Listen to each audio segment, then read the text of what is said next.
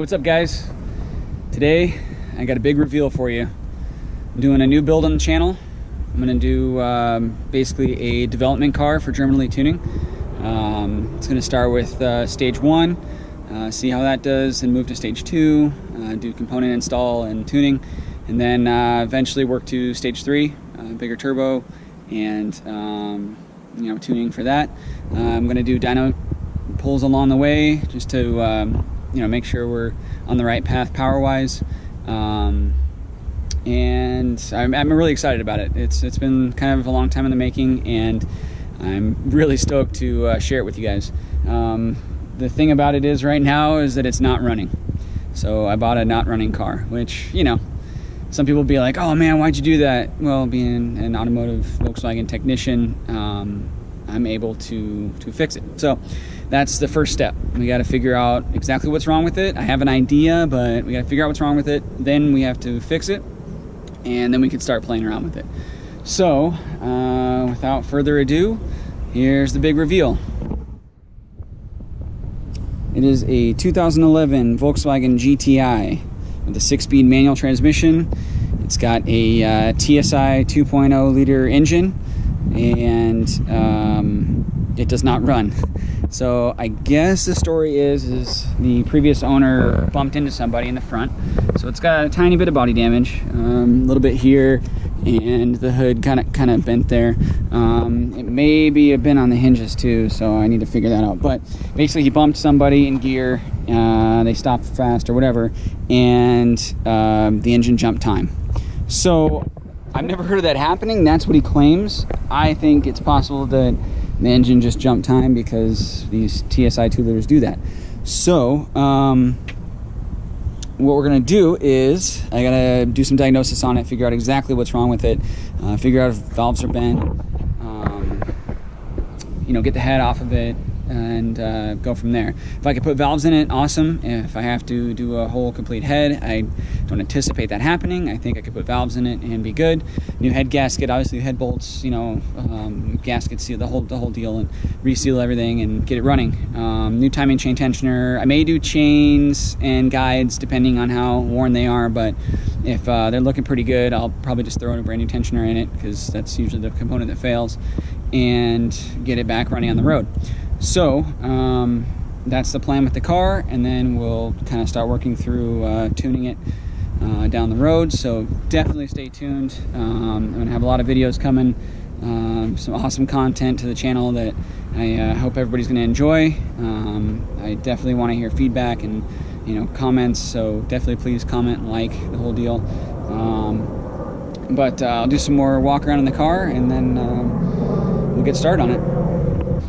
Big shout out to Tony over at Lusaw Motorsports Group. He's the one that helped me find this thing and get it purchased. So big shout out to him. Very much appreciated. So I'm really stoked to get this build going. Yeah, it's gonna be really cool. All right, so the interior is the cloth with the plaid. I'm not a huge fan of the plaid. I know some people love it. I'd rather have leather, but this is what we got. It's got a nice flat bottom steering wheel that the GTIs came with. The battery does work, which is awesome, but I'm not gonna try to start it right now. Radio is pretty jacked up. I don't even know if it does turn on, but the screen is just completely jacked, as you see. So eventually I'll put a new radio in it. I may have one laying around that'll work for it. It is 6-speed. So these do have a pretty long throw, so I'm going to do a custom short shifter for it.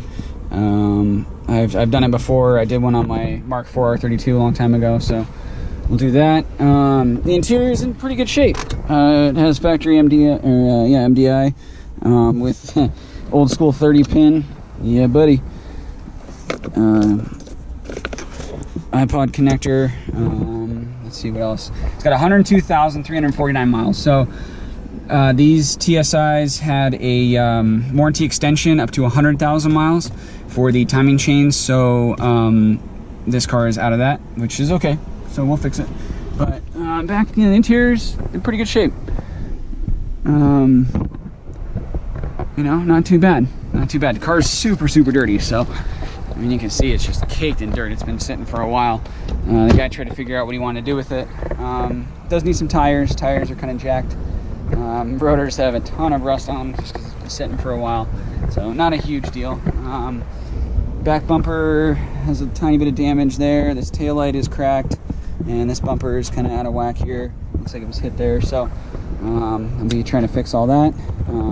Wheels are in pretty good shape. Some curbage, you know, nothing too crazy. Fender's got a little ding right there. I'm not sure what this guy was doing, but definitely wasn't driving well. So we'll come around here and pop the hood.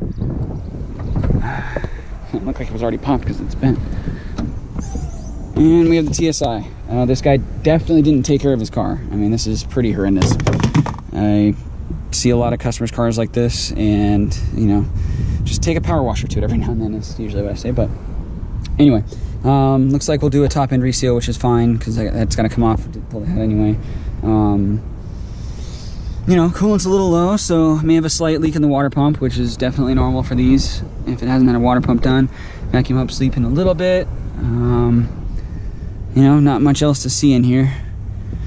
So coils were popped up because we checked compression, and it's definitely doesn't have compression. So I gotta dive further in and figure out what needs to be done. But all in all, you know, I'm pretty happy with it. So